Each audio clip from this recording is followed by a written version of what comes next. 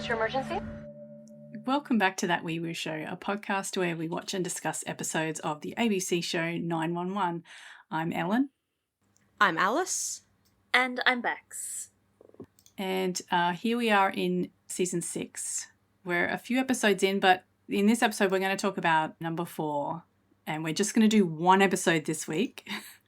We did hurry through ones we didn't like last week, but this episode is one that we like more than the other ones. So we'll do a whole episode for it and number 4. Like more or hate less? Hate less, yeah. Sorry, that's a very glass half episode. full, half empty sort of that was perspective very of hard. it. I thought this one was kind of cute. There were parts of it I was like, what is actually happening here? But anyway, we'll get to that. Before we start talking about it, though, we have to say thank you to Kira for sending us some pictures and stuff of your time at the con. That's so exciting. All your amazing ops and everything. Thank you for sending them. Yes, and a little bit of the sort of the boots on the ground reporting of the Rescueverse con. We're insanely jealous that we didn't get to so jealous. But we're very thankful for you to let us know how it went, and once again for spreading the word about That Weewoo Show. And thank you for telling Aisha not to listen. We appreciate that. We haven't said anything bad about Aisha. We love her. We love Aisha. No. But Aisha will listen, and then she would hear what we're saying, and she would report back to Oliver, and then... Oh. Okay. It's a slippery slope, really. It is, yeah. Oh, well, let's get on with it then. Alice, you want to remind us what happened last week?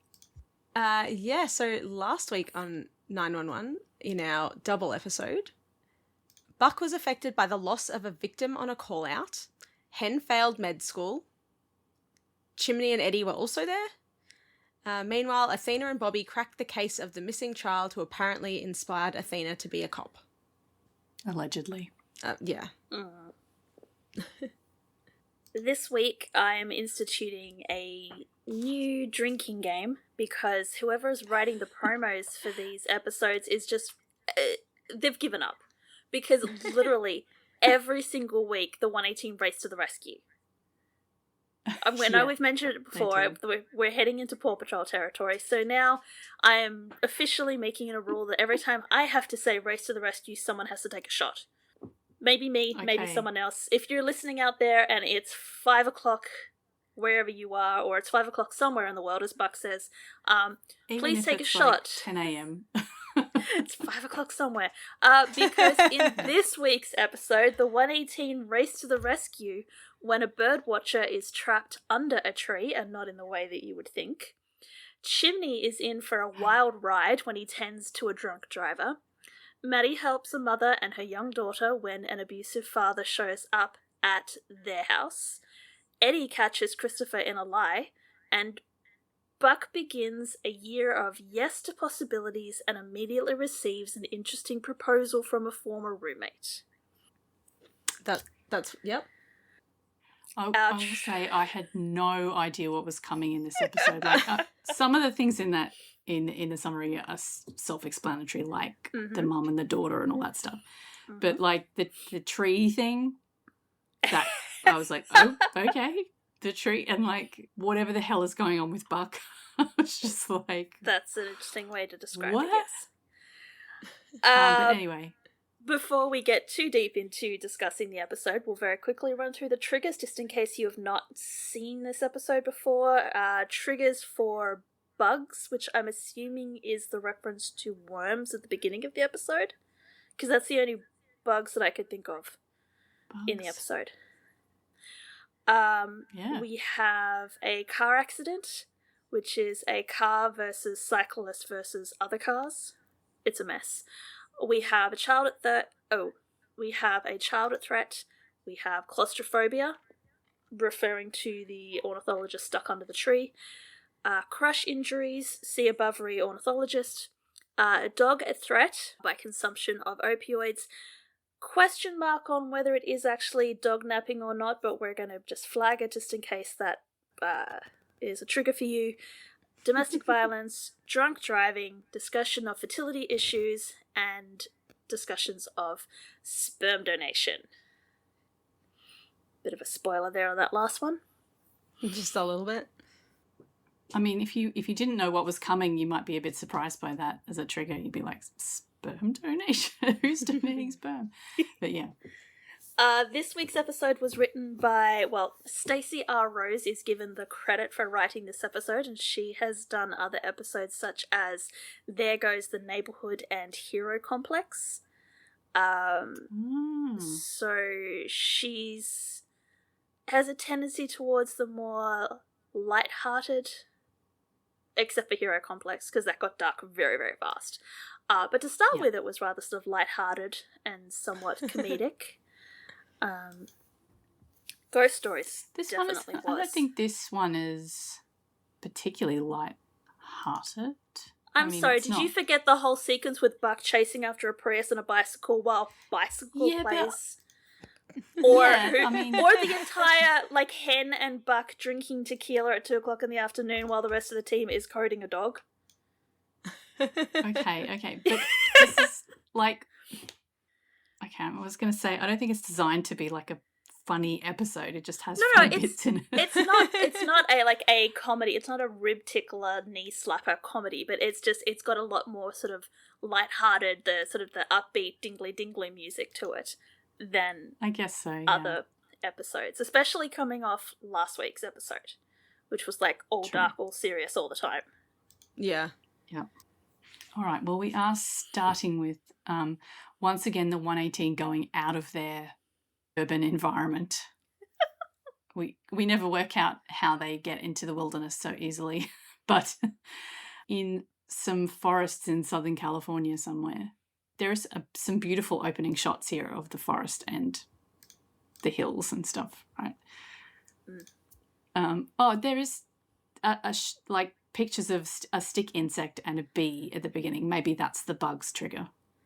Like if you can't see bees on your screen, you might be triggered by that, I guess. Okay, that is a Yeah. valid point. I had forgotten about the stick insect because it had such an impact on the episode.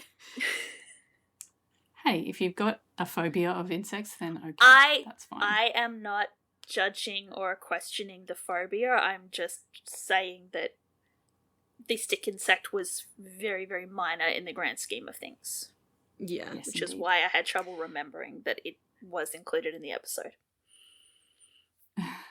But it was there, yes, because over the top of the vistas of Southern California, we have a person attempting to be like a David Attenborough and do a wildlife narration about Southern California and its beautiful landscapes and its astounding variety of wildlife, which includes the Homo sapien.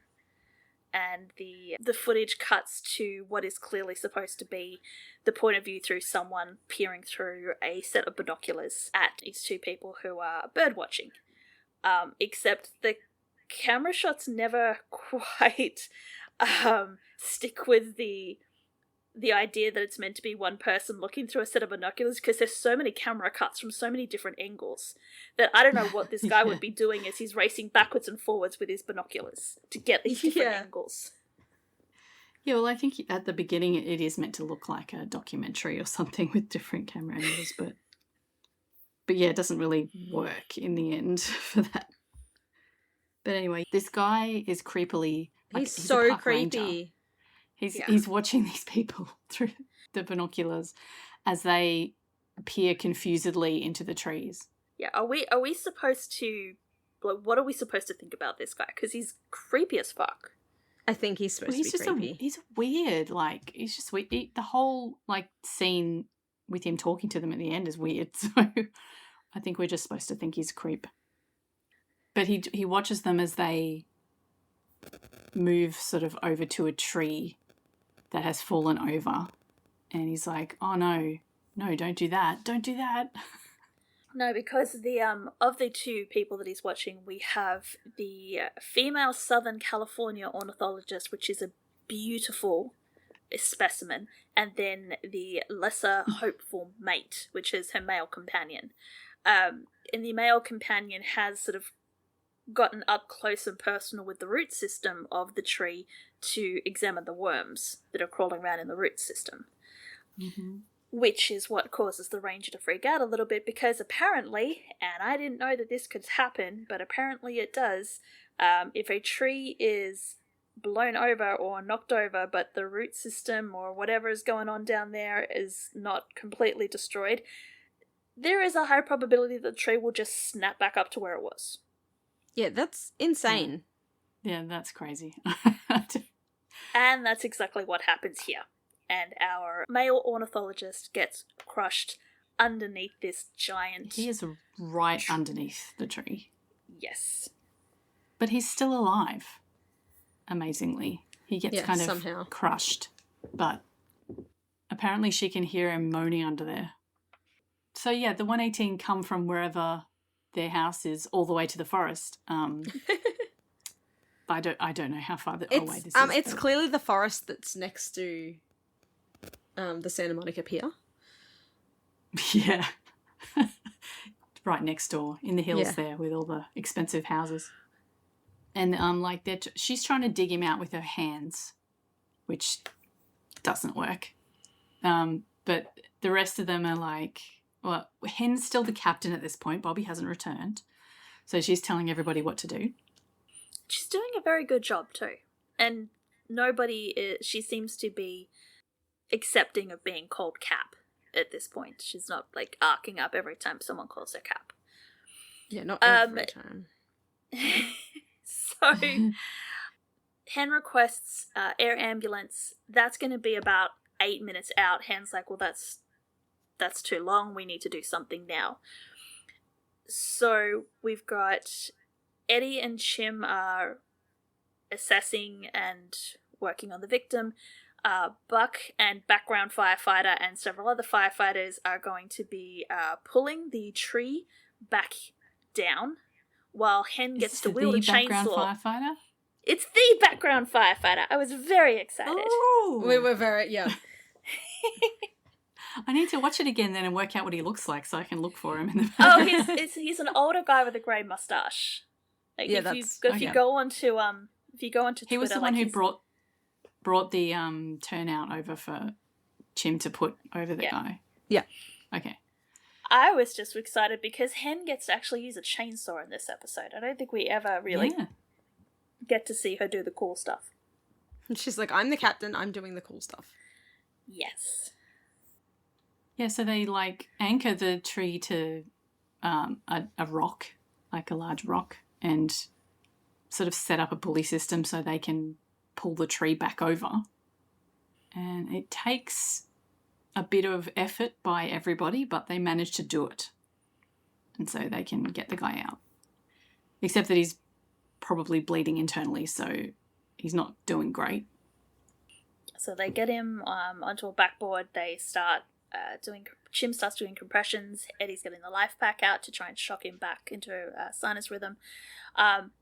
The female ornithologist is in the background begging them to save her brother, and the ranger looks at her and goes, "Oh, your brother?" And he's thinking "Ew." with his dick right now. Oh, 100%. Yeah, it's creepy. God. They do manage to revive her brother. They get him headed for the ambulance, and the ranger makes his move. He tells the female ornithologist that, there's probably not going to be enough room in the ambulance, so I can drive you to the hospital.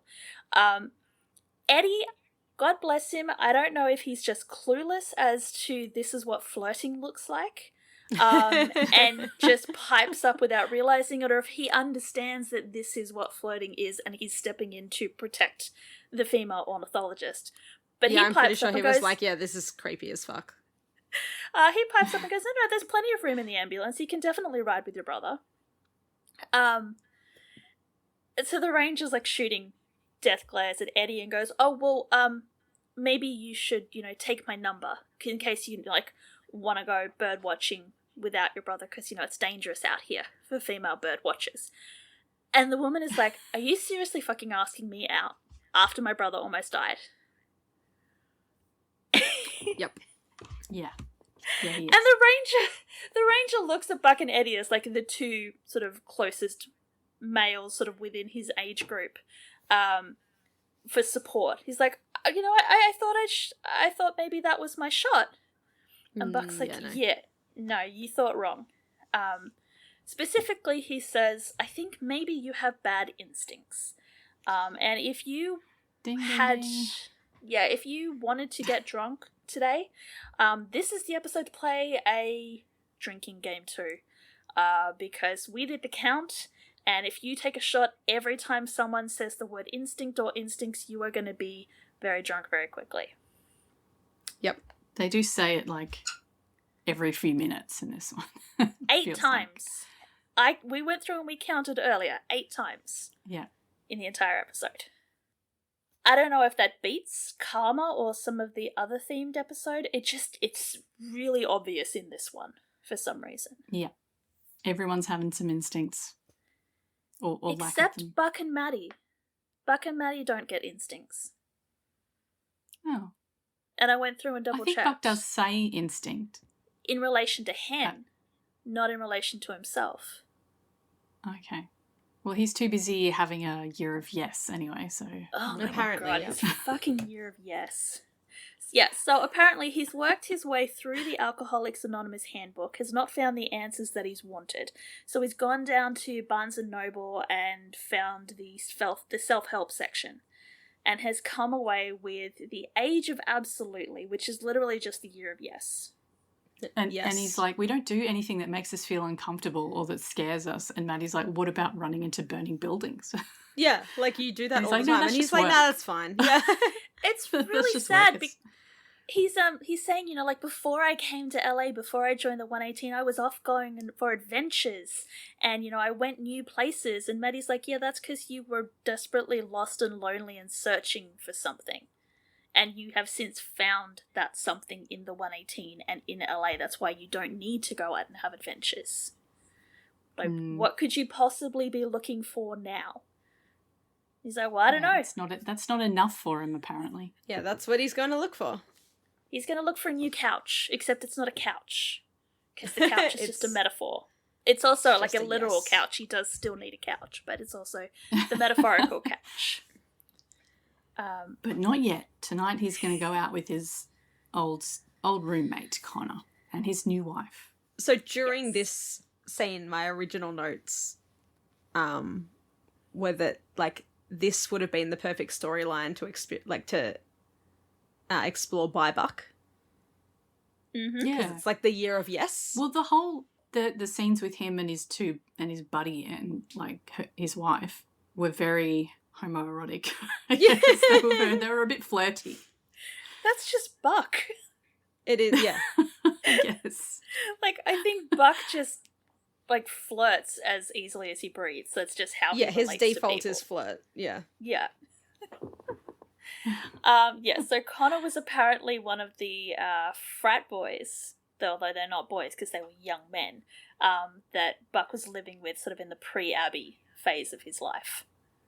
Is this one of the guys that was in Buck Begins, or is this like... I don't think, a new although actor? I could be mistaken, I don't think Connor was one of the guys down in the bar that convinced Buck to come to LA. Could be wrong. Didn't actually care enough to go back and check. We did see Buck's frat boy house at one point, but I don't remember who was there. Did we see any of the actual frat boys, though? Or just the Yeah, aftermath? kinda. Yeah, they were watching a game or something when he... I don't know. Anyway, that was a long time ago. So- And while I would not put a it long time past the 911 team to have gone back to the background actors that they cast in that initial scene and dragged them back, because we know that they love recycling their actors and their No, characters. that's what I thought. Connor is the one in Peru. He is the Peru dude? Yes. Yes? Well, he looked Confirmed? kind of familiar. That's why I was asking whether we'd seen him before. Okay, 'cause, cool. Yeah, according to the 911 I feel like wiki, I've seen this guy. Connor's the guy who invites him to LA. Excellent. I stand corrected and I stand happily. Awesome. But We we're not also going there yet. No, we also do get a quick little droplet of future Maddie storyline in that she is looking for a nanny for G so that she and Chim can go back to work without having to worry about whatever's happening with G. Nothing comes of it in this episode except that she makes a joke about how maybe Buck's year of yes could be quitting his job and becoming the manny, which he says no. Yeah, because everyone she finds is either like 12 or a serial killer. So yeah, that's encouraging. But anyway, we're going to Chris and Eddie, and apparently Eddie has done the shopping, but he's bought the wrong stuff. I feel like Chris went with him because there does appear that a box of cereal that Eddie did not approve of ended up in the grocery bag. But apparently Chris actually, wasn't...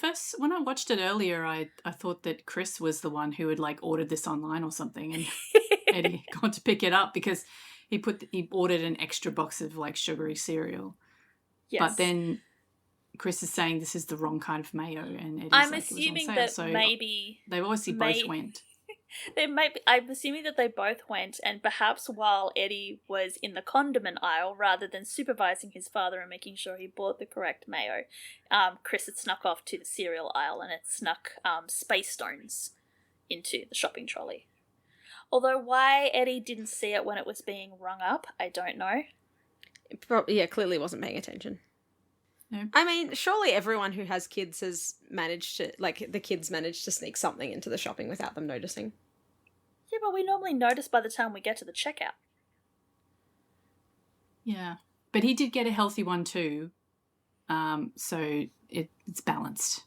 But his phone rings, and it is actually the name of the school on the phone, which is good. Yes, better than medical you. school. But someone is on the phone to tell Eddie that Chris hasn't been going to science club. And as a parent, I have issues with this phone call because it seems like it's been going on for a while. So why are they shouldn't just they call now? after the first one? Yeah. Exactly, especially they're since expecting him to be there and he's not there. It's an after-school club, clearly. So isn't there issues, perhaps, if the kid was in school and then doesn't show up for the after-school club? My other issue is how is Chris getting home, like, after science club? Is Carla coming to pick him up? And has she just not realised that she's been picking him up from the park for the past however long? Like, or is he going to the park and then going back? Yeah. And then hauling us back to the school and sitting outside the classroom, like, and pretending that he's been in science club this whole time? We get none of these answers. All of these details that I really want to know of no relevance in this storyline, we get none of them. No. The big issue is that Christopher has been actively lying to Eddie, and Eddie is very offended by this. Yeah, Chris is in trouble. Chris is very much in trouble. Even if the school is useless and probably should have been keeping track of their students a bit better. Yes. Yes. So we go to the station house, and Hen's doing handover with the B shift captain, and then someone from off screen goes, "Oh, have you got a minute, Cap?" And Hen's like, "Don't call me that," and turns around, and it's Bobby who's back. Yay! Yeah, I feel like Hen's relief in seeing him is like so palpable that we're all yay, even though we just saw him in the last episode, so we haven't missed him that much. Like, he's back home though. So ostensibly he's back because Samuel is out of hospital. He is back at home. Beatrice and Athena, probably mostly Athena, is working finding some kind of home care. But I think the real reason that he is probably returned before Athena was ready to go is because Karen called him and ripped him a new one about letting Hen be captain and overloading her to the point that she failed medical school. Or at least her neurology exam. Yeah, I assume that she must have told Bobby about this. Or maybe she told Athena and Athena told Bobby. No, I'm assuming that Karen just called. Oh, yeah, true, because they do say something about Karen calling. Oh, yeah, Karen called Bobby and chewed him out. Yeah, Karen called Bobby to rip right. Bobby a new one. Yeah. So it doesn't matter that Hen didn't tell. Karen called. And so Bobby has gone, oh shit, and has come back to LA to take over captaincy and give Hen a break. Yeah, he's told her basically to take some time off, and she's like, I don't want time off. Pretty much. And he's like, just try doing nothing. And for someone who has been so busy for the last several years, I'm guessing in Ed's case, doing nothing is really, really difficult. Yes.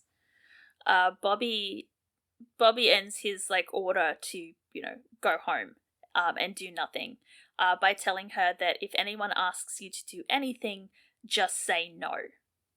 Which is hilarious because then it follows on with Buck and his whole just say yes philosophy. Yeah. And they're both equally struggling. Yes. So Buck is at lunch with frat boy Connor and his wife Cameron, who I am very sad to report is Cameron with a K. Yeah, Cameron with a K for some reason. It just pained me every time I had to write that. I've never seen it spelt with a K before. Could you? I just am the monogram possibilities that they missed out on. Yeah. I feel like one of them should have changed the spelling of their name so that they could have C and C monogrammed on everything. Right? Well, they're telling stories about when they used to live in the frat house together, and Connor's like, "Oh, it wasn't a total frat house," and Cameron's like, 5 guys under one roof. That is a frat house. How is it a frat house when none of them were in college? But sure. I think it's just the reference that it's all parties all the time. We did see the kitchen, and it was full of pizza boxes and solo cups. Oh yeah, it was. Yeah. Yeah, frat house. I don't know how Buck's current loft is always so clean, and I guess it's just because he's never there. Pretty much. Or maybe it's the service department and he has a cleaner in. Ooh. That must be it, yeah. That's another possibility. Anyway, so we get the meet cute with Cameron and Connor. They met, it was cute. Possibly borderline creepy, but they're calling it cute, so we'll go with cute and have a happy there was ending. A bar. She was reading a book in the bar, as you do. Was creepy by sitting next to her to eat his takeaway. I don't know.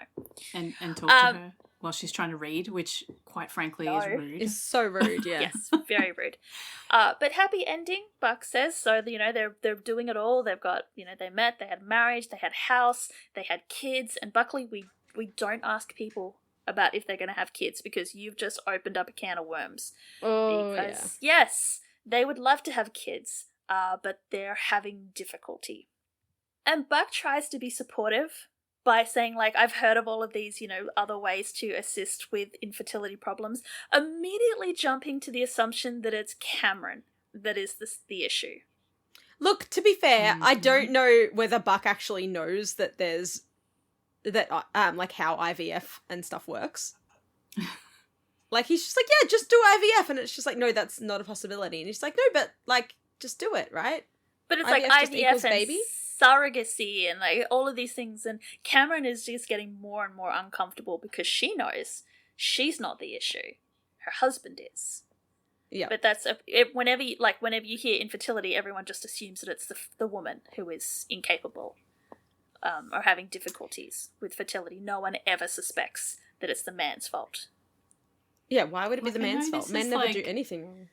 A taboo subject that, probably should be talked about more in the open, but this is a really weird conversation to have when you're just catching up with somebody. It's so weird. A long They time. haven't seen Buck Connor hasn't seen Buck in, 5 years? Yep, something like that. Yeah. And this is the first time he's meeting Cameron, so it's just jump straight in with I don't have enough sperm. Yeah. But then it makes sense because it's, I don't have enough sperm, so can we have some of yours, please? Yeah, we'd like yours. Yeah. Because you're white Oh, blonde with God. blue eyes, and so we would like some of your sperm, please. It's so weird. It's extremely awkward as well. Not just a weird conversation to have, but they're all just sitting there staring at each other. It's but we don't get to find out what the answer is yet because Buck apparently has to do some soul searching first. So we're going back to the station house where Eddie is explaining what's going on with Chris. He's been lying right to my face. Oh, they're having a chat about what is Chris is doing. So that this is where we find out that he was going to the park with his friends. Yeah. Hen's making some good contributions as a fellow parent. Chim is making contributions as the only other parent in the room. Like, well, it's not even who doesn't have a toddler.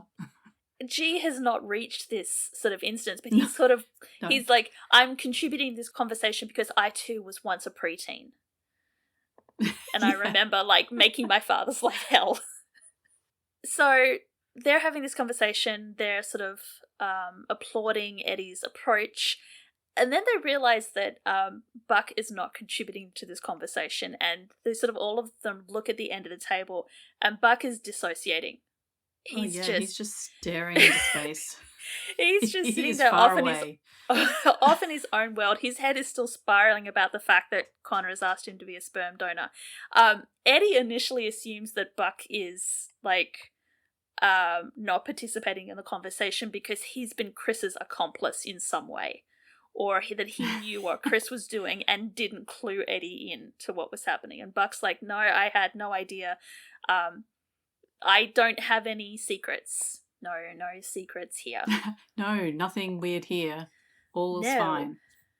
But before they can drill into Buck and sort of extract this secret that he very clearly has, Bobby comes up to the kitchen and yells at Hen. Because I didn't realise, like, we're starting this scene and I'm setting up, okay, Eddie's here, Buck is here, Chim is here, Hen is wearing a jacket over her... Oh, no, she's in civilian clothing. Oh, she's not meant to be here. No. Which is exactly what Bobby says. I didn't even realise that until Bobby said, what are you doing here? You're supposed to be on leave. And I'm like, oh, she's not wearing her uniform. Totally paying attention. But Hen is like trying to make something up on the fly. She's like, oh, I had to pick up some kombucha that I left in the fridge. Yeah, Bobby's but she like, couldn't really? find it.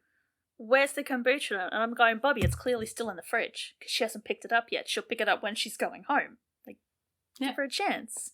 But she falters under his severe dad look and finally admits that it's too quiet at her house. Karen's at work.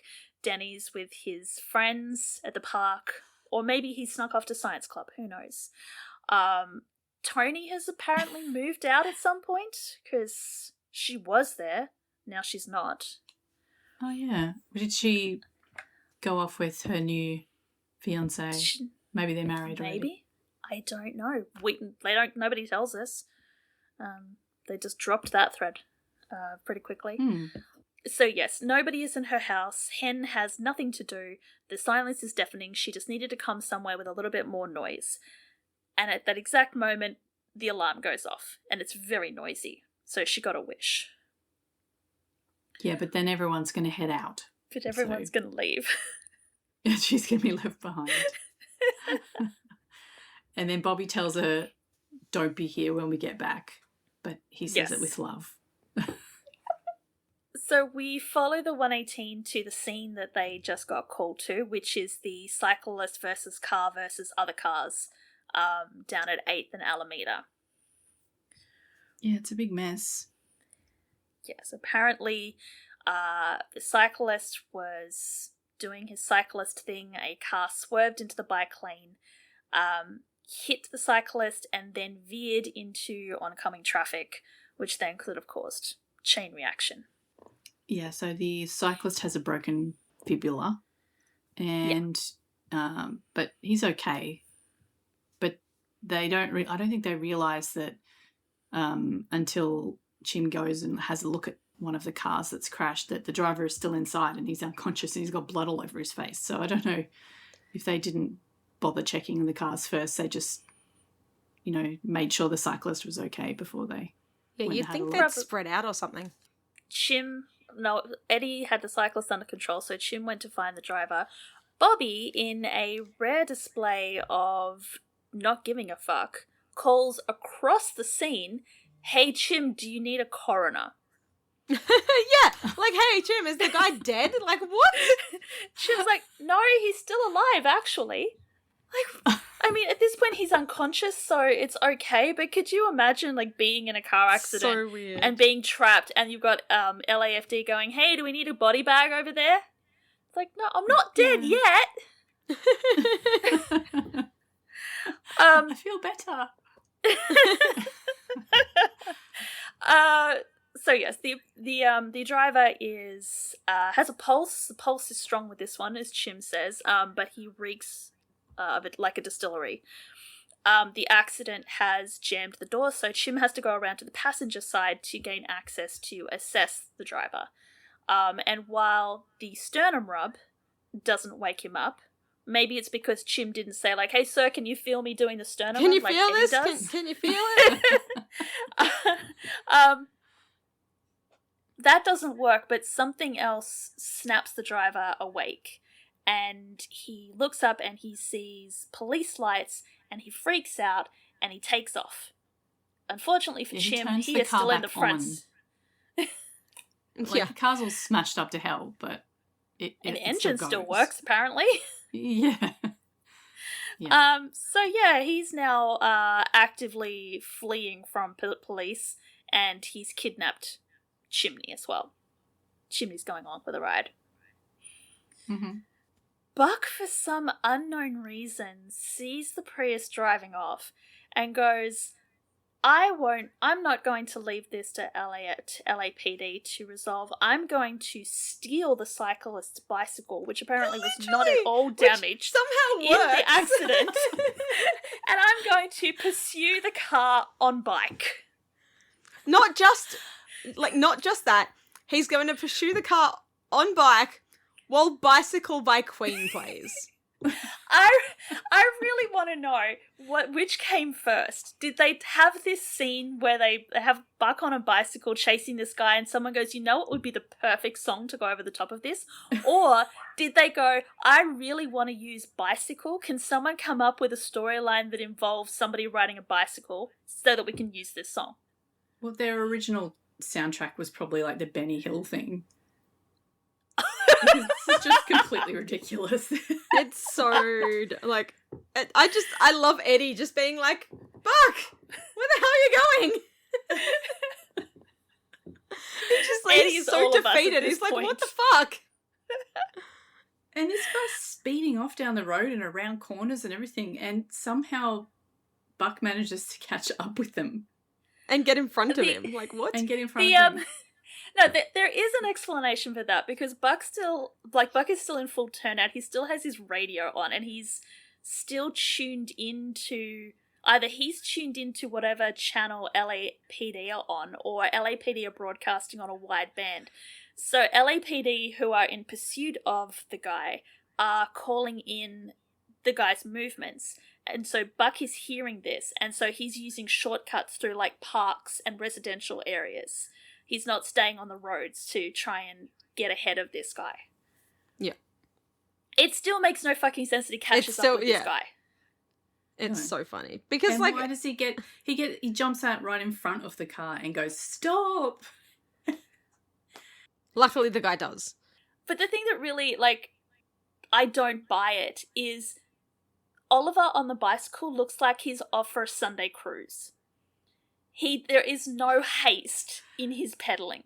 He does not look like he is going, and I know that he probably isn't going at full speed because of, like, cameras and being able to catch him on film.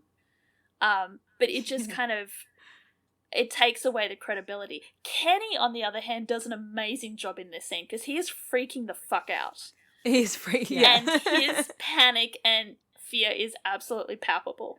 Like, he's trying to put the seatbelt on. The seatbelt is jammed, so he's grabbing hold of the Jesus handle, and he's trying to talk this guy down. And he does a great job of talking us through it. Yeah, he's telling the driver that, human beings are driven by animal instincts, so we take a double shot because not only we get instincts, but Kenny says the episode title. Actual episode title. The 4 human instincts, being fight, flight, feed, and fornicate, and the driver is pretty much smack fairly in the middle of flight. And he manages to explain to the audience that this guy has a pretty severe traumatic brain injury because he has no idea where he is or even who he is because he doesn't recognize himself in the rear vision mirror.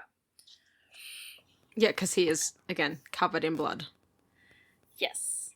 At which point, Buck has caught up, rides out into the middle of the road, tries to stop them with the power of yes, I guess, and it works.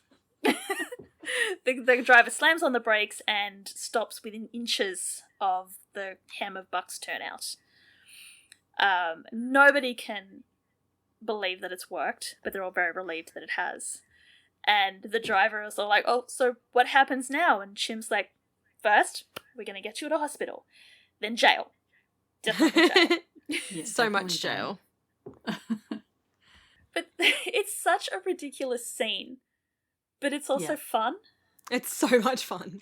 Yeah, I mean, I was laughing the whole time, but also completely ridiculous. Yeah. Yeah. All right, so we're going to go catch up with what Athena is doing, what's happening in Florida. Athena needs her mandated screen time. Yeah. Well, But she gets she's screen back time at the end too. Yeah, she's back at the end, but It's not she's enough. got to have a chat with her husband. So Bobby is making some kind of weird-looking sandwich for dinner. Like, he's reverting to his bachelor ways while she's gone, apparently. I'm looking at him, what he's got on his sandwich. I'm like, is it cheese? And like, can't see, but Yeah, so he's having sandwiches for dinner. Athena tells him that she has found some home help for her mom and dad, so she's on her way back. Apparently, she has also managed to squeeze in a visit with Harry. I do love that. So we've got a name drop of Harry. Yeah. I love that. Like, we get the name drops of Harry, even though he's not in the show anymore. Yeah, remember how Harry But exists, guys? Yeah. His name's still coming up in the the list of people at the beginning. I think maybe contractually he was still like was contracted that his name was going to be on the credits, and it'd be interesting to see Even if though they next episode didn't actually his write name. him in at all. Yeah, because at some point because that was what Michael's actor was bitching about, was the fact that because he was named in the credits, so he got paid whether he's on an episode or not. So I feel like I'm gonna get his name wrong, so I'm not even gonna Mark try. Anthony. Harry's actor, maybe he was in the same situation. Like, he got to the point with his contract that he gets paid no matter what, no matter whether he was in an episode or not. And that contract is still running, so they had to finish that off, and then he's no longer going to be paid. I was surprised that he's not in this season at all. But it's a No, new but that's what I'm season saying. and his name Maybe- is still there. Well, maybe it was a multi-year contract. and so they'd already written or they'd already filmed, and then he's gone, actually, no. I'm sure that there is logistics and legalities behind it, so maybe next week we'll keep an eye out to see if his name shows up in the credits. Yeah. Or maybe he gets paid for the entire season. Who knows? But yes, he's apparently grown 1.5 feet since Athena last saw him, and she had to fight every instinct, take a shot within her as his mother not to shove him into a car and take him back to Los Angeles. Yeah. And that was literally the point of Florida's the a scene. long way away from your mum.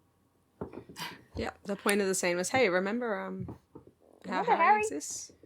We also need to get Athena to say the episode theme. So Yeah, and they had to remind everyone that Bobby and Athena are now empty nesters.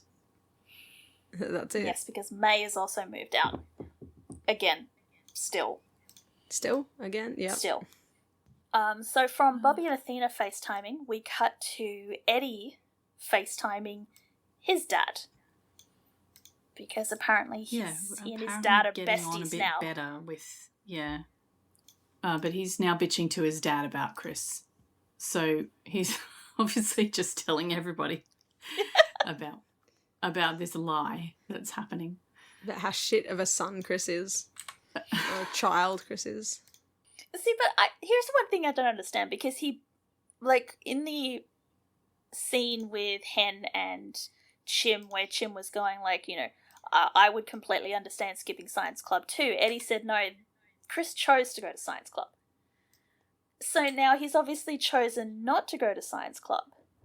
I think he was using, what I took from it is that Chris was using science club as an excuse to go hang out with his friends.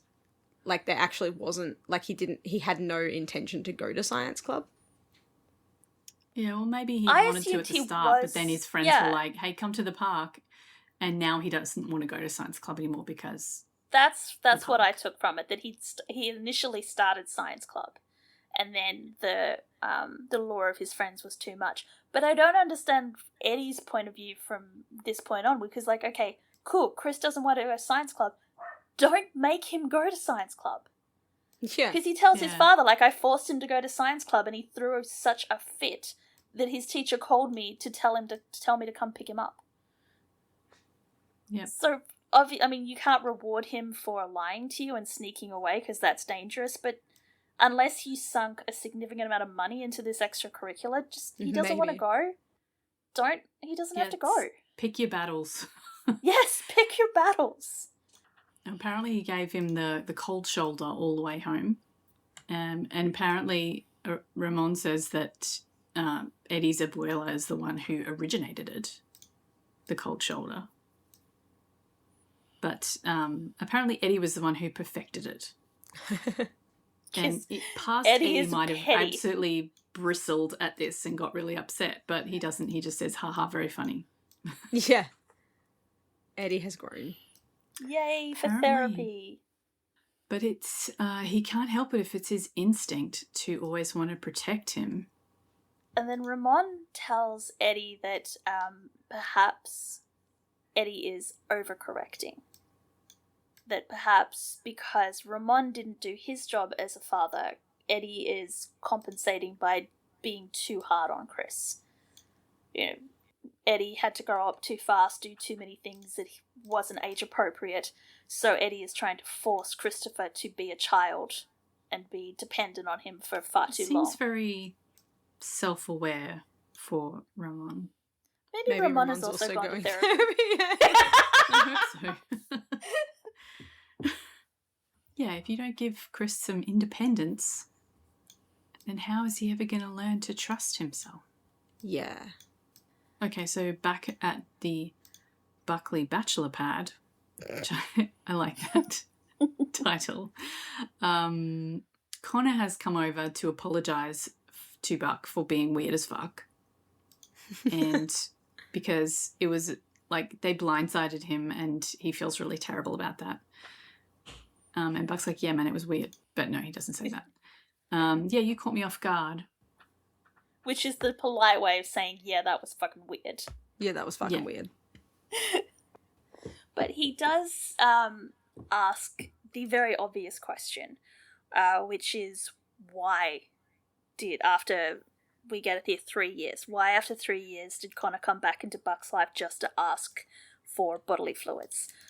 There is a booming business in the US for sperm donations. Why didn't they just buy sperm or get sperm donated from an anonymous source? And Connor says, we could do that. We could find an absolutely perfect specimen and know stuff like what potential eye color they could have, potential IQ, whether they're going to grow up to be a scientist or an artist. But for Connor, the important thing was whether they were going to grow up to be a good person. And that for him was more important than the superficial stuff. And he knows that Buck is a good person and he treats people well. My argument there, though, is that that's very much not Buck's genetics. That's very much Maddie. And the way Buck was raised. It's very much a nature-nurture argument. I have a feeling that's a lot more to do with nurture than it is nature. Yeah. But that's just me. Well, obviously he turned out okay kind of at this point, so he's got the right genetics in there somewhere. It's just don't look at his parents too hard. But, also his family history. Maddie already had a freak out that she'd given G faulty genetics. And then it's just like, oh no, but like Buck's genetics, I'm sure will be fine. Yeah, I don't remember, maybe it'll come up in future episodes whether they actually do some kind of medical screening or genetic screening to actually make sure that Buck is a candidate, or a good candidate for sperm donation.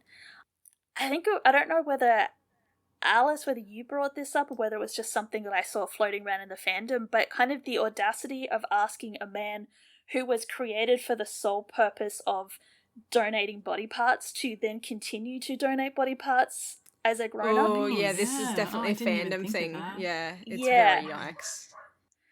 I don't know that anyone in the writers' room put two and two together with that, but someone in the fandom No. and the fandom picked that up very quickly. Yeah. But yeah, we still don't get a decision because Connor tells him that, I know this is too much. You don't have to say yes. Like, don't worry about it. But then we need to go to an emergency, which isn't an emergency yet because this mum and daughter are having a lovely time telling scary stories to each other. Then Mum says, why don't you help me make dinner? And Clarabella's getting excited about that. But her mum says something in Spanish and I didn't look it up. And apparently the literally subtitles just say speak Spanish. Speaking Yeah, Spanish. it just says speak Spanish. Yeah. It's like, oh, okay. Once that's again, I cool. am begging you, please, if you are creating transcripts or if you've got characters speaking in a language other than what the rest of the episode is in, for the love of God, subtitle it. Yeah. Or if you're doing, like, please, I know it's a throwaway line and it probably has no relevance for the rest of the scene, but I want to know what they said. Yeah, I want to know what she said because she says something and it's like, I don't know. Can't even imagine what it would be, but she says it too fast that I can't like try and figure out phonetically what it is, so I can type it into a search engine and figure it out. Okay, if any Spanish speakers are listening, what does she say? Yes, please. But in the end, it doesn't matter because they never actually get to making dinner because before they get to the kitchen, there's a knock on the door. The mother, whose name we later discover is Lourdes, goes and checks the door and immediately it's panic stations. And she tells Clarabelle that it's time. And Clarabelle knows exactly what that means, and she goes into the emergency plan that she and her mother have obviously put into place, which is she races into the bedroom, she throws all the locks on the door. There's like a bug-out bag under the bed that she pulls out where there is a phone hidden inside, and she uses the phone to call 911. Yeah. And of course, because it's a domestic violence situation, Kat immediately routes it to Maddie. Yeah, obviously. Yeah. This is kind of terrifying though. Like, she is obviously panicking because she tells Maddie that you have to help, it's my dad. And Maddie's like, is someone hurting him? And she's like, no, he's found us, he's going to kill us. So yeah, obviously Maddie is also starting to have some flashbacks. Poor Maddie and poor Clary, she's terrified. And she tries to tell Maddie where she is, but she gives the wrong address and she's not sure if it's the right address because Maddie can't find it in the system. And but then Noah, who is our new dispatcher recruit, helpfully is able to look up, like, apparently there's a lot of shouting going on and he's like, well, maybe someone else has called from the area. And like, this is such a leap, but it works. He finds the correct street name, so they're able to work out. And there's people coming, like there's police are coming already, so they'll be there soon. Maddie tells Clarabelle to hide in the closet, so that she'll be safe. I will say it's a very well done scene from sort of building tension point of view because unlike a lot of other scenes, we don't see what's happening with Lourdes and her ex-husband. The camera stays on Maddie and it stays on Clarabelle, but we can hear shouting. He's we shouting can hear in the background, yelling. yeah. We can hear Lourdes yelling in Spanish. We can hear lots of banging. But but the audience is put in Clarabelle's position. We have no idea what's going on. It just sounds super scary. Same as Maddie. Maddie has no idea what's going on. So Noah has told Maddie that police are en route, and Maddie immediately tells him, tell them to run cold, because if the ex-husband hears sirens and sees lights, he's going to panic. So go in cold, don't alert him. Then through the phone line and from Clarabelle's perspective, it gets real quiet. And she tells Maddie, I don't hear my mum anymore. And we find out that the threat from her father and from Lourdes' ex-husband is that Lourdes is undocumented. That the husband had always told her that she didn't belong in this country. And she told Clarabelle that if he ever found them, he was going to take Clarabelle away, and the implication would be Lourdes would be kicked back to Santo Domingo, which is where they're from. Yeah. She says he's going to take me, I don't want to go. And Maddie tells her that it's the safest thing for you to do is to go with him. Let him take you. And Clara's just crying. She's like, don't make me, Maddie. And Maddie is also crying. Yeah. Of course. It's very tense. It's scary. So Dad finds Clary in the closet. Maddie has told Clary, don't let him know that you've got a phone, so she's put the phone down and hidden it so Maddie can still hear what's going on. So reluctantly, Clary goes with her dad, following Maddie's instructions, which is fine until she sees her mum in the living room. And, there's blood everywhere, furniture's broken, her mum's lying in the doorway, unconscious, lifeless. And so Clary just freaks out. And she kicks her dad and starts hitting him, and manages to escape and run out the door. And so the dad goes after her to get her back and walks straight into the barrel of a LAPD pistol. It's very dramatic. The cop was standing right by the doorway, and as soon as the dude, apparently his name is Stephen, steps out, the LAPD officer just pops the gun right against his temple. And Stephen looks out at the vista of flashing blue and red lights because there's multiple police cars and RA units waiting for him. Very dramatic. Very dramatic. And thankfully LAPD tell Maddie what's happened, that they've got the girl, she's okay. And so Maddie is not worrying about it the entire rest of the night as she hears what's happened. So it's a tense scene. It's a tense storyline. It's very well done. But once again, 911 writers challenge you to give Maddie a storyline that doesn't involve domestic violence, because it seems to be their default. And I know that it's one of those situations where Maddie, having personally experienced it, makes her a good dispatcher to some extent to be able to talk people through it, because she's sort of speaking from experience, much like when May was dealing with the suicidal teen. But it's also Jennifer can do more. Maddie can do more. Let's try doing some other storylines. But she hasn't had a domestic violence one this season yet. Could she, does she have to have one every season? Is it written into Jennifer's contract? She has to appear in X number of episodes, and every season has to be X number of domestic violence or intimate partner violence episodes? Maybe. I don't know. I would hope not. All right, well, from that tense sort of resolution, I guess, we are going to dance along to About Damn Time by Lizzo, because Hen is bored out of her brain and she is cleaning the house from top to bottom, and she's trying to fold a fitted sheet, but she can't do it. She keeps getting tangled up in it. Oh, I used to work in a bedding store and I still can't fold a fitted sheet. Really? You put your hands in the corners and you fold and hug, and it's... I know it in theory, and then as soon as I try and do it, I'm just no.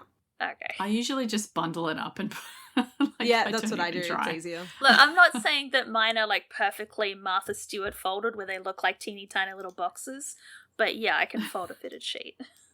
There you All right, go. Miss Adult, good for you. It's going to be my special skill points for you. if I ever get back into the dating market and on my dating app profile, it's going to be special skills, can fold a fitted sheet.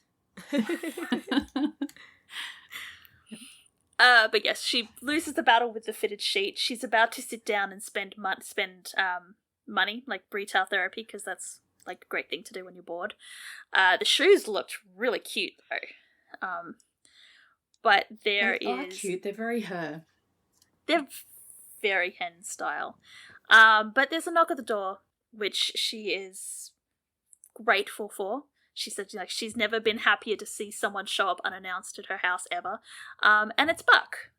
And Buck has come great in his tight black t-shirt.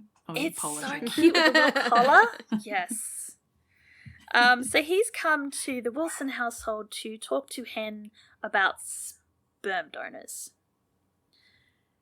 And I don't know whether it's just because like Hen is the smartest person that he knows, or because, you know, two lesbians with a kid, there must be sperm donation involved at some point. Yeah, I guess so. So they sit down and apparently the conversation calls for tequila. So they're taking shots while they're talking. Yeah. I have a feeling that Buck has explained why he was talking about sperm donation, and Hen's gone, this is not a conversation that we can have sober. We need something. Pretty much. Yep.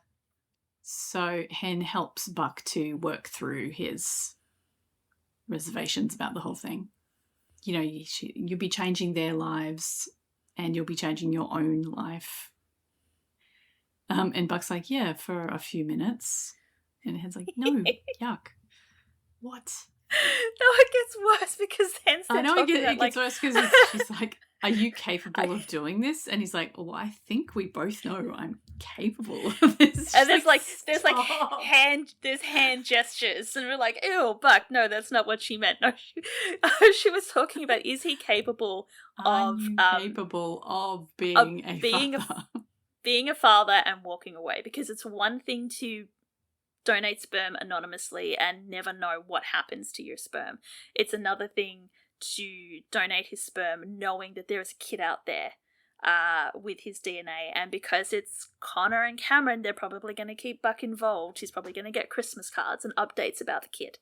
So can you be a donor, not a dad? And that was the perspective that Buck had not considered, and it kind of stops him in his tracks. Yeah. So we leave them to their day drinking, and Maddie is kind of, oh no, this must be the next day, because Noah comes in, like they're in the break room, and he's like, oh, yesterday was pretty wild, like how's your day today? And she thanks him for his help. Apparently the mum's okay, she's just got broken bones and she's going to be okay. And he's, you know, he doesn't, like he can't imagine what it must have been like for the kid. And Maddie's like, yeah, me either. It's so bad how I don't remember Noah at all. Really? You don't remember what happens to him? Nah, not a clue. Zero memory of this poor kid. Well, then this scene has completely failed on you, because I think the whole point of this scene is to start building him up as an actual character in the show, not just a Linda that pops in and out and has quippy one-liners. Zero memory. Well, so far I'm like, he's building up to being like a nice, kind, helpful person, and I'm just wondering when he's going to turn out to be like some kind of freaky bad guy. We'll find out together what the fuck happens to him, because... Okay. But yeah, there's no point to this scene other than to get an update on Lourdes, which we get later, so really the only point of this scene is the tiny little bit of backstory for Noah, which was that his mother dated a bunch of losers and then married a man who is now Noah's stepfather, and Noah likes him. So, yay. Yay for Noah. Thumbs up. Yay for Noah. Noah then goes on to take a 911 call about an overdose on essentially Sorority Row. This sorority house is full of people.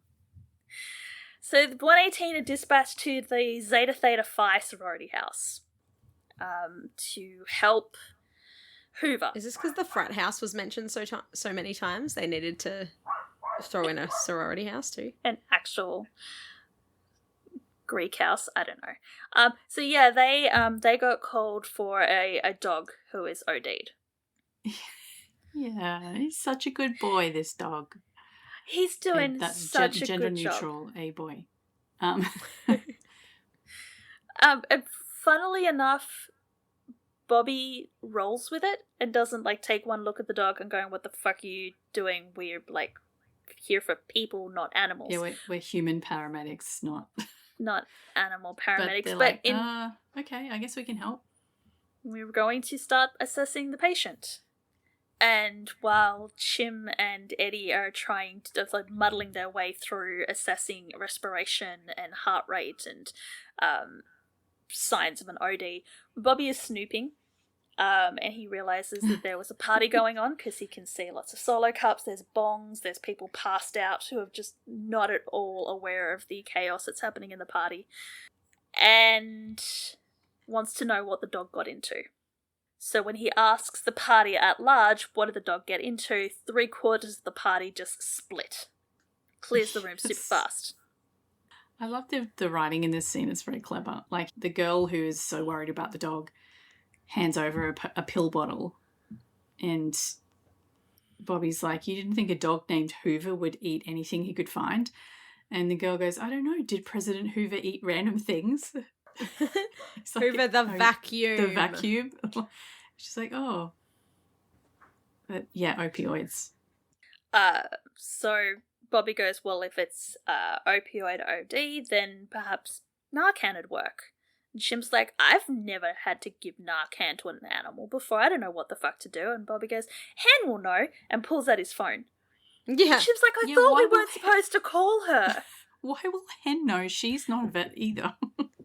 No, but she's incredibly smart and a She's good in paramedic. med school. It's fine.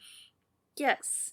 So they call Hen, who's like, "No, hang on. I'm going to put you on speakerphone because I think that this is the alcohol talking and I'm not actually hearing what I'm meant to be hearing."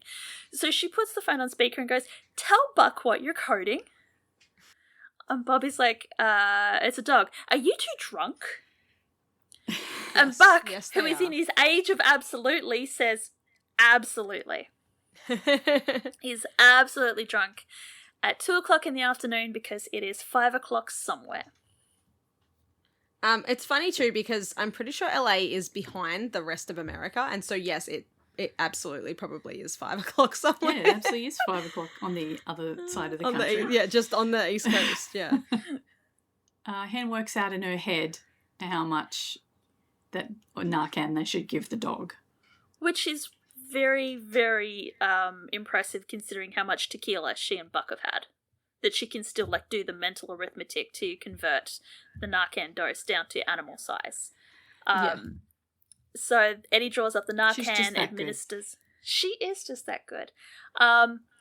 Hoover gets the Narcan. His handler gives him the release signal, and he jumps up because he's all better now. Yeah. Fixed. I don't know what that stuff is, but it like instantly fixes him. And then Bobby kidnaps Hoover. Dog naps him. Yeah. Takes him into protective custody. Which is only fair considering that he just managed to overdose at a party. So it's probably not very safe for him at a sorority house. I don't know who the dog belonged to. I'm assuming somebody at the sorority house. Yeah, but like, uni students allowed to have pets? Like maybe it was one of the visitors who has passed out drunk and now their dog is missing. Just don't think.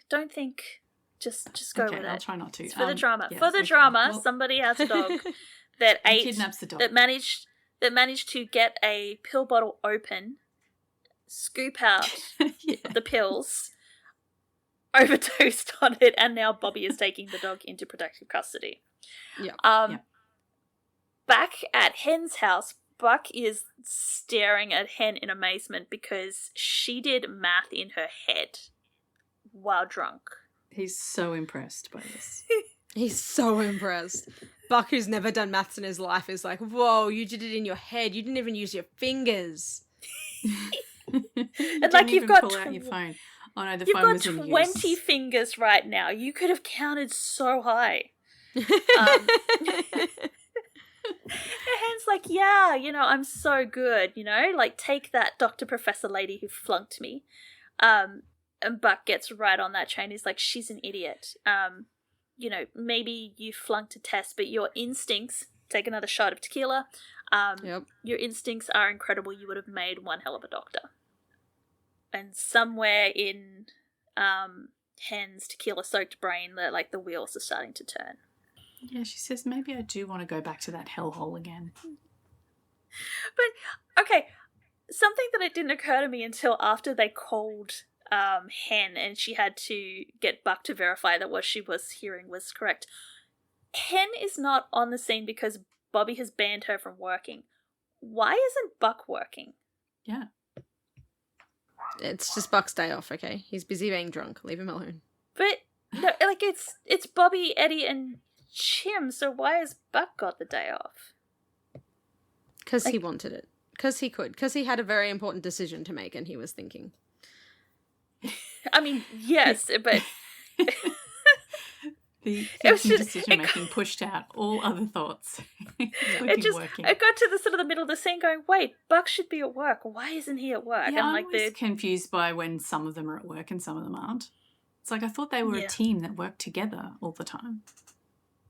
Until it's, narratively more important for them not to be at work. That's it. Yeah.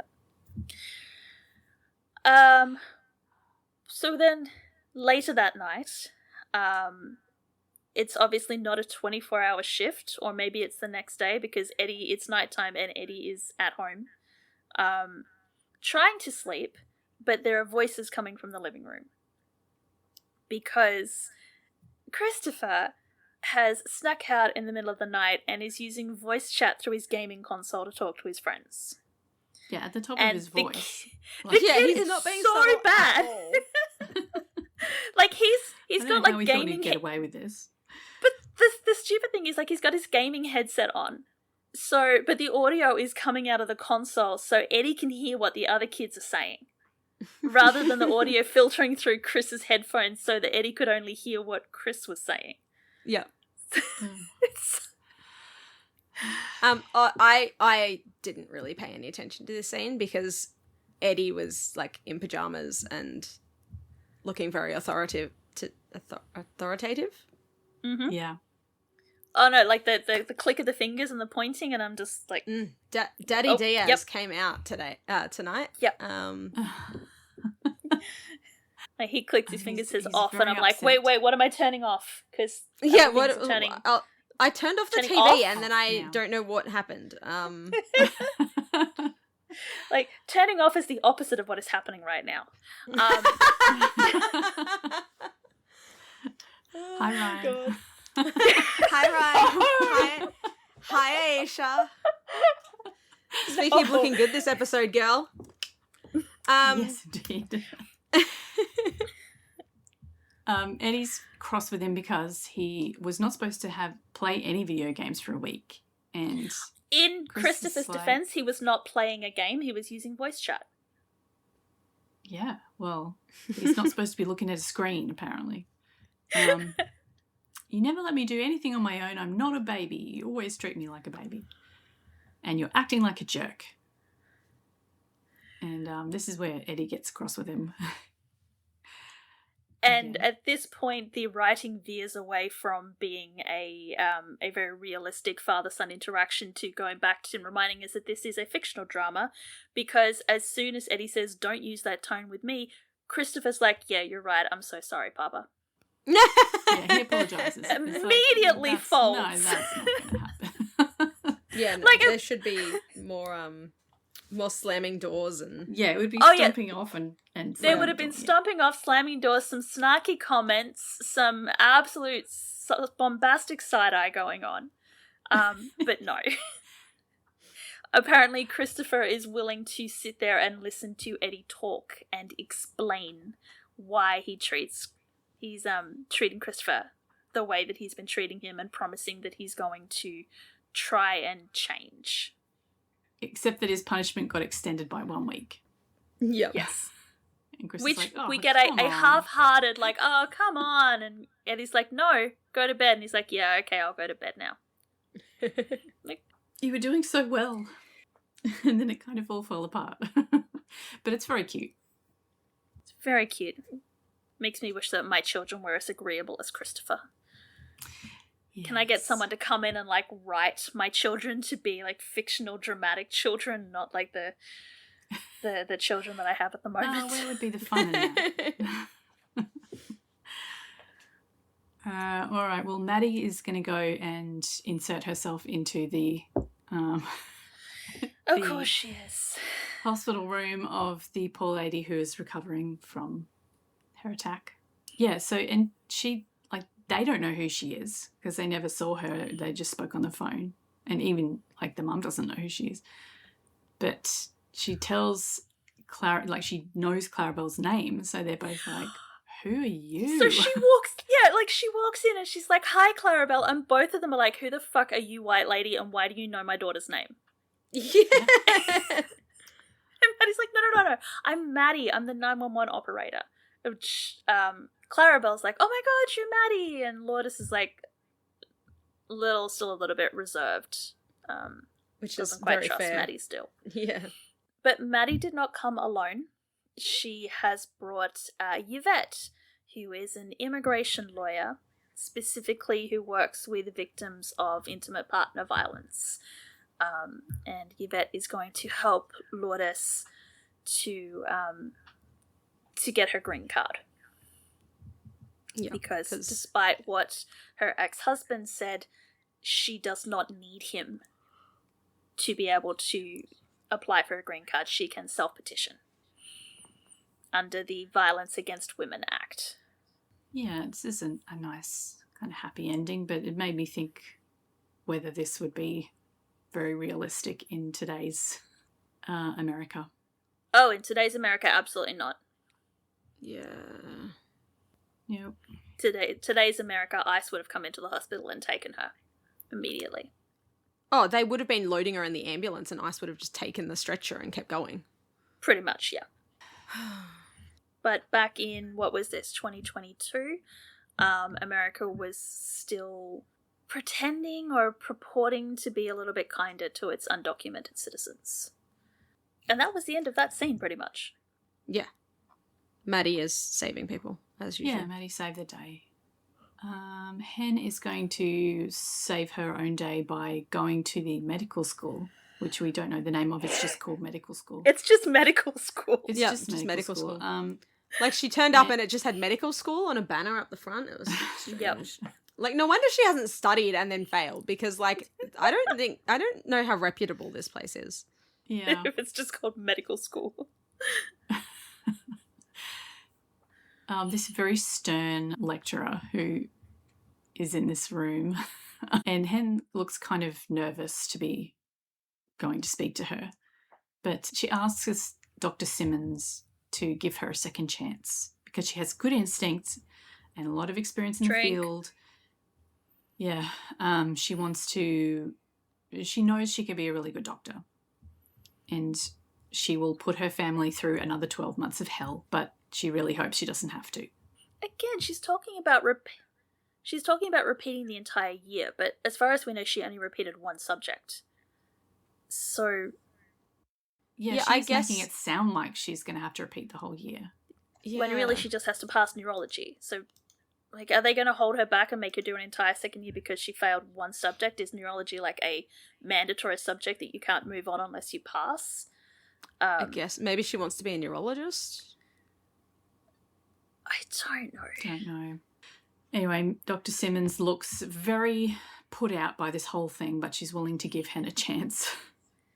Yes, So because she's apparently Hen gets extra credit, and she is going to do a practical exam with Dr. Simmons' actual real-life patients. Yeah, which, is great. She failed, Yeah. but sure, give her... She some failed neurology, real- but they're Yeah. going to let her loose on real-life people anyway. Yeah, I mean, well, her actual job is real life people, so But real-life people in a paramedic sense, she's is- letting Hen loose on, like, patients with neurological issues. like patients Yeah. that need brain surgery and things like Yeah, that, it's or have weird. possible complications of the brain. And especially, it's not even like a practical exam where Dr. Simmons knows what the answer is and can then judge on whether Hen gets the answers right by knowing what the answer is. These patients have not had a diagnosis yet or any kind of course of action. Hen has no idea, and Dr. Simmons has no idea. I kind of do. It sounds risky, right? It sounds incredibly fucking risky. On the one hand, it's kind of cool in that maybe unintentionally the writers are showing that people can be like street smart and practical smart and absolutely suck at the academics and test taking side of things. Like, Yeah. Hen's a really good paramedic, but she Look, can't I take don't a even test. think she sucks at taking tests. I think she was just like overwhelmed and overstretched herself. Yeah. And therefore fucked up the test. But that she's not going to reset the test. She's going to go and apparently look at real patients. Yeah. This medical school's looking dodgier and dodgier. Yeah. Anyway, we don't get to see that in this episode. So go back to Athena is getting home earlier than Bobby was expecting because her parents kicked her out and she got an earlier flight, apparently. Yes. That's the whole reason. And Bobby is acting like a little bit shifty. It's like, oh, I wasn't expecting you home so soon. And apparently he's cooking something because it smells amazing. And Athena's like, oh my god, she cooked me dinner. He's like, no, I didn't cook you dinner. He's cooking something amazing for Hoover. For Hoover, because he did not, when he dog napped the dog to take it into protective custody, what he meant was he was keeping the dog. Yeah. Athena literally backs up like she's being attacked by rats when Hoover comes running out of the kitchen.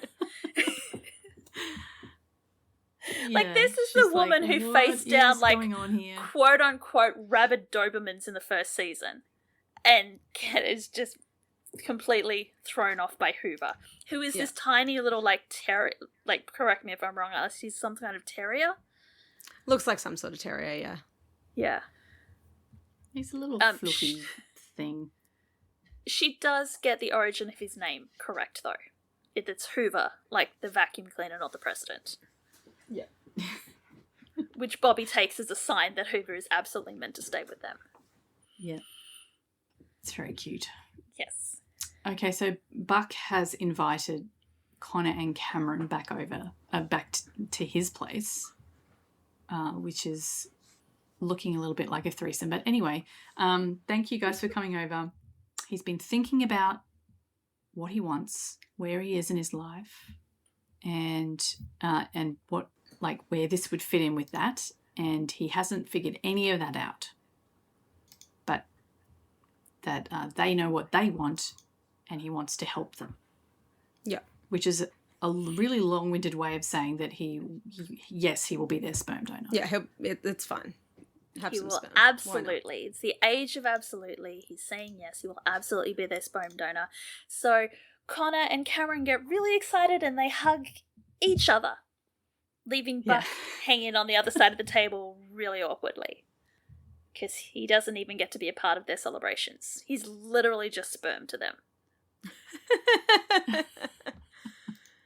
They're looking at him and he's just this wiggly thing. And that's where we end the episode, on Buck's declaration that he will be their baby daddy. Oh, Buck. Yeah, it's not going to go well, is it? I'm getting that feeling. Yeah. And that's not even In like so attempting many to spoil or ways. anything. It's like the show is setting it up that this is not going to end well. Yeah, no, I definitely got that impression. I mean, there were some parts of this episode that were just so ridiculous, but I thought a lot of it was really funny and quite enjoyed it. The directions they're going with certain things are a bit crazy, like the sperm donor thing, for instance. Mm-hmm. Hen deciding one week that she doesn't want to do medical school anymore, or being told by Karen that she's not allowed to, and then the next week going and begging for it again. without consulting her wife, presumably. Well, I would hope that she's asked Karen or talked to Karen about it, but I don't know. Karen's not in this episode at all, so we don't know. Yeah, we don't know. We don't know. I mean, Bobby is back now, so she won't be the captain anymore, so maybe she's got a bit more bandwidth for studying. Yeah, it's fine. She'll just be able to study now that Bobby's back because, you know, nothing will happen again. No, absolutely. Everything will be fine. Because that always happens in this show. Yeah, it was just that 1 week that derailed everything. I mean, to be fair, she didn't study for the entire rest of the time, so. Yeah, she was procrastinating for way too long. All right, what do we got to look forward to next week? I have nothing else to say about this episode. I've just realised. Yeah, look, like the episode was fine. I'm refraining from discussing a big chunk of it due to having seen season 9. Oh. I remember when we were doing the what's up for next week and we're sort of reading out the promo of what happens, and I've gone, oh my god, it's this episode. And I do remember going into it thinking that I'm going to be rolling my eyes and being snarky and hating it. Like, it's not good, but it was fun. Yeah, like the bicycle bit was still the best. Yeah. And we got Daddy Diaz, so like. Yep. That's always a plus.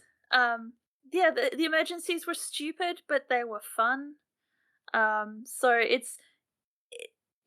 I don't think this episode is a contender for the best episode of the season, but it's definitely not the worst episode of the season. 100%, it's absolutely not the worst episode of the season. I feel like we've already gone past that one. Yeah. Yeah, I think we're all going to be 4. So next week, Athena is going to investigate when the same house is hit with 2 home invasion 911 calls within hours of each other. Paw Patrol race to the rescue. Sorry, the 118 race to the rescue. Get that tequila out, take another shot.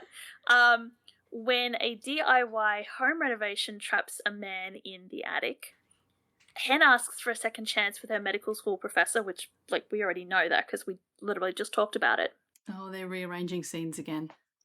I'm assuming that maybe next week we'll actually get the practical exam. And they just don't know how to put that in the promo. Or, perhaps they're rearranging shit again. Who knows?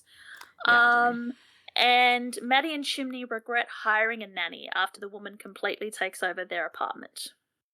The triggers for next week include claustrophobia, see above man trapped in the attic, a cliffhanger ending, coerced action, which I can't remember what that is in relation to, gun violence, home invasion / robbery, racially tone-deaf casting choice. And Alice, can you reach out to Nikki for an explanation as to what that means?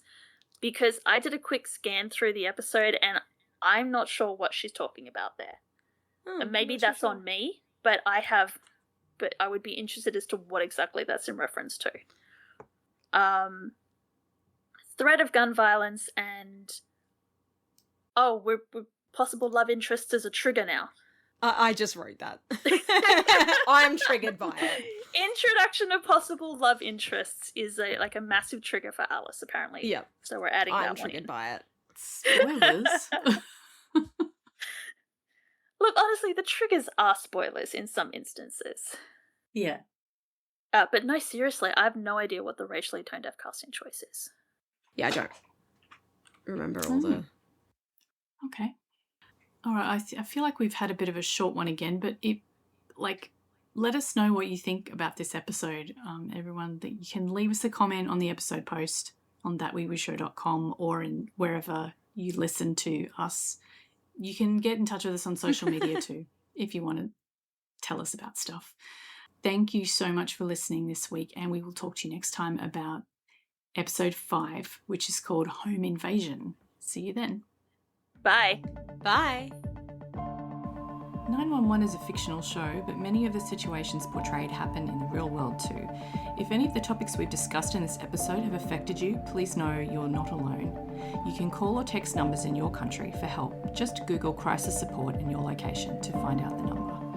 If you enjoy our podcast, you can help us out by leaving us a review on Spotify or your preferred listening app, and by sharing our social media posts. Find out more at thatweewooshow.com.